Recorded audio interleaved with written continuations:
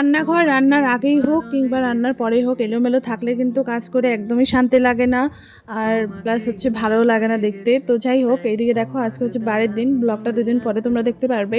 তো এদিকে হচ্ছে আমি রান্না বান্না সব কমপ্লিট করে এখন হচ্ছে রান্নাঘরটাকে একটু গোছগাছ করছি আর কি। তো অনেক দিন থেকেই মা ঝাড়তে চাইছে রান্নাঘরটা, কিন্তু হয়ে উঠছে না।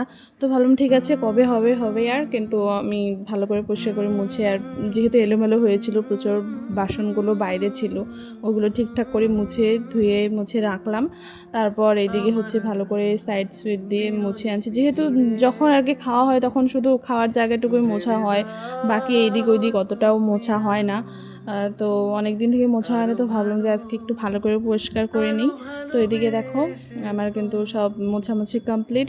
এদিকে এখন কেমন লাগছে অবশ্যই কিন্তু কমেন্ট করে জানাবে। আর আজকে হচ্ছে সোমবার, আজকেও কিন্তু আবার অন্য করে ঘরটা গোছানো হয়েছে। অন্য করে মানে কি একটু টিপটাপ অন্য করা হয়েছে, মানে এটা তো 2 দিন আগে, তো এটাই শেয়ার করছি তোমাদের সাথে।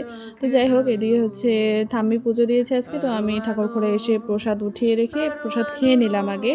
তো এদিকে দেখো বৃষ্টিও কিন্তু আসবে, বৃষ্টি বৃষ্টি ভাব এদিকে দেখতেই পাচ্ছ। তো তারপর চলে আসলাম খাওয়ার জন্য। তো ব্লগটা কেমন লাগলো কমেন্ট করে জানিও।